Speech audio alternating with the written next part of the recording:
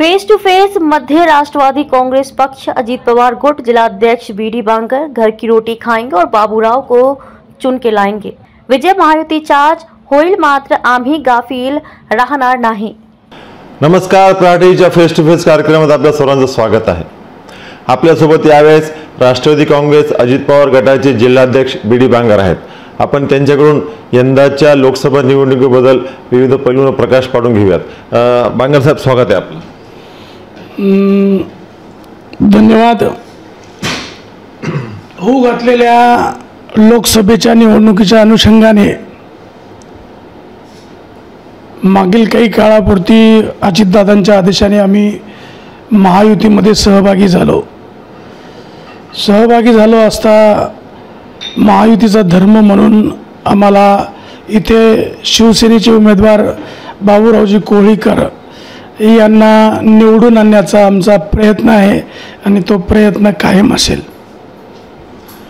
सर्वप्रथम मला सांगा की आपण महायुतीचे घटक आहात, तर 24ची ही सध्याची विद्यमान जी निवडणूक चालू आहे याचा आपण प्रचार कसा करतात आणि किती प्रमाणात ही जागाचा आपण किती मताने निवडून येईल असं आपल्याला वाटते?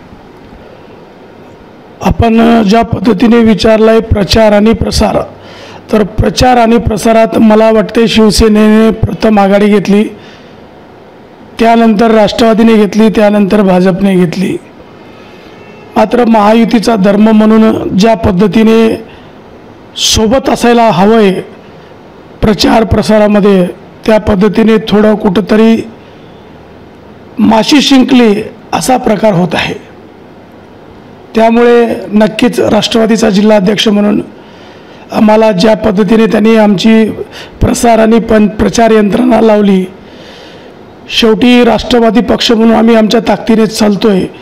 मात्र पळायचं काम जर झालं तर ज्या पक्षाला इथं उमेदवारी सुटली शिवसेनेला, त्या शिवसेनेने इथे मोठ्या भावाचं स्वरूप घेऊन लहान्या भावाला कसं पळवता येईल हे प्रकार केला पाहिजे। मात्र तो प्रकार मला कुठंतरी दिसायला येत नाही। काही सर्व काही आलबेल आहे माहितीमध्ये का काहीतरी कुठतरी माशी शिंकलीचं आपण स्वतःच म्हटलंय? माशी शिंकली असं मला नक्की वाटतंय। आलबेल किंवा बेल हे म्हणण्यापेक्षा माशी शिंकली हे कुठंतरी सत्य आहे। याचा प्रभाव प्रचारावर होईल? प्रभाव प्रचारावर होईल असं वाटणार नाही। मात्र कार्यकर्त्यांच्या माध्यमातून त्यांच्या माऊथमधून जी माऊथ पब्लिसिटी असते, माऊथ पब्लिसिटी ही राजकारणामध्ये खूप मोठ्या प्रमाणावर विजयी खेचून आणण्याचं काम करते। ते विजय खेचून आणण्यासाठी राष्ट्रवादी म्हणून किंवा शिवसेना म्हणून भाजप म्हणून ज्या पद्धतीने माउथ पब्लिसिटी म्हणून कार्यकर्त्याकडून हवी आहे ती कुठंतरी दिसत नाही आहे आणि ती दिसण्यासाठी आपल्याकडे आणखीन 4 दिवस बाकी आहेत। त्या 4 दिवसात नक्कीच कार्यकर्ते वातावरण बदलून टाकतील आणि हे वातावरण बदलण्यासाठी नक्कीच शिवसेना प्रयत्न करेल असा मला शाश्वत आहे।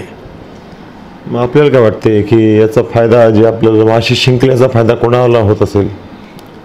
माशी शिंकल्याचा फायदा हा महाविकास आघाडीलाच होईल, कारण महायुतीला होणार नाही। कारण महायुतीमध्ये ज्या पद्धतीने जर माशी शिंकली असेल तर कधी कुठलेही असो, आपण इतिहास जर पाहिला किंवा युद्ध पाहिले, शेवटी निवडणूक ही युद्ध आहे आणि निवडणुकीच्या युद्धात सामान्य ते सामान्य बूथपासून पंचायत समिती गण, जिल्हा परिषद गण, वार्ड प्रमुख, वार्ड अध्यक्ष या सगळ्या बाबी महत्त्वाच्या असतात आणि यांच्यापर्यंत पोहोचण्यासाठी तो ट्रॅक महत्त्वाचा असते।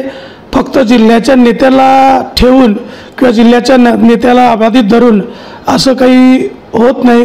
त्यामुळं नक्कीच मी त्यांचे संपर्क प्रमुख असतील त्यांच्याशी वेळोवेळी संवाद साधतो। त्यांचा माझा संवाद चांगला आहे।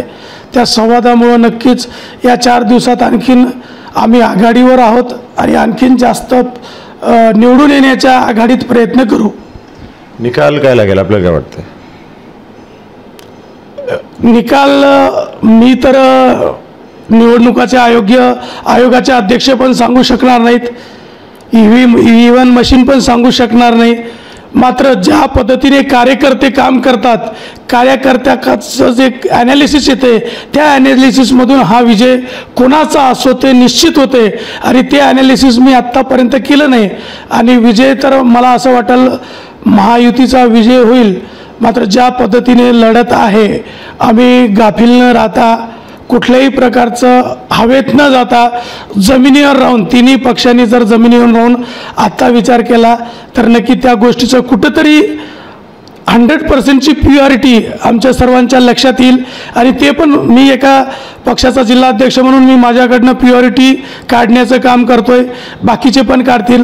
मात्र नक्कीच मी तुम्हाला आजच्या मुलाखतीत तर सांगू शकणार नाही, मात्र निवडणुकीच्या आदल्या दिवशी किंवा निवडणूक झाल्याच्या नंतर नक्कीच लोकसभेचा अभ्यास ज्या पद्धतीने मला 6 मतदारसंघाचा आहे, संघटना म्हणून जिल्ह्यातला मला अभ्यास आहे, जो ज्या पद्धतीने मी बूथ रचना करत जिल्ह्याच्या गाव पातळीवर शहरातल्या शाळेतल्या बूथपर्यंत ज्या पद्धतीने पोहोचलोय, माझा कार्यकर्ता हा अभ्यासू कार्यकर्ता आहे, माझा कार्यकर्ता हा अजितदादाने दिलेल्या शब्दाला जाणणार आहे। आम्हाला फक्त आदेश हा अजितदादांचाच असतो। अजितदादांनी ज्या पद्धतीनं सांगितलं की कुठलीही परिस्थिती झाली तर महायुतीचा धर्म पाळायचा, त्यामुळे माझा कार्यकर्ता तुपाशी जरी नसला आणि उपाशी जरी असला तर माझ्या कार्यकर्त्याचं एकच घोषवाक्य आहे, घर की रोटी खाएंगे और बाबूराव को चुन के लाएंगे। या म्हणीप्रमाणे उक्तप्रमाणे आम्ही सध्या तरी काम करतोय। उद्या अजितदादा वसमतला येत आहेत तर त्यानंतर आणखी आपल्याला चालना मिळेल असं आपल्याला वाटतंय? नक्कीच अजितदादा हिंगोली जिल्ह्यात आल्याच्या नंतर राष्ट्रवादीच्या प्रत्येक पदाधिकारी असेल, कार्यकर्ता असेल, फ्रंटल सेल आघाडीचे पदाधिकारी असतील, जो राष्ट्रवादीच्या विचाराचा कार्यकर्ता आहे ते असेल, त्यानंतर माझ्या राष्ट्रवादीकडे अल्पसंख्याक हे बहुसंख्येने आहेत आणि ज्या पद्धतीने अल्पसंख्याक हा बहुसंख्येचा असताना अल्पसंख्याक हा बाबूराव कोळीकरांना मतदान करण्याच्या मानसिकतेत आहे आणि ते मतदान करण्यासाठी नक्कीच अजितदादा बोलल्याच्या नंतर राष्ट्रवादीमध्ये जी काही थोडंफार यांच्या पद्धतीने असेल, मात्र नक्कीच नवचैतन्य असून अजितदादा हे आमचे नेते आहेत आणि अजितदादांचा आदेश हा चिर मानून आम्ही नक्कीच बाबूराव कोळीकरांना विजयी करू एवढं सांगतो। तर हे होते राष्ट्रवादी काँग्रेस अजित पवार गटाचे जिल्हाध्यक्ष बीडी बांगर। घर की रोटी खाएंगे और बाबूराव को चुन के लाएंगे असं यांनी सध्या वक्तव्य केलेलं आहे। कन्हैया खंडेलवाल, प्रहार टीव्ही, हिंगोली।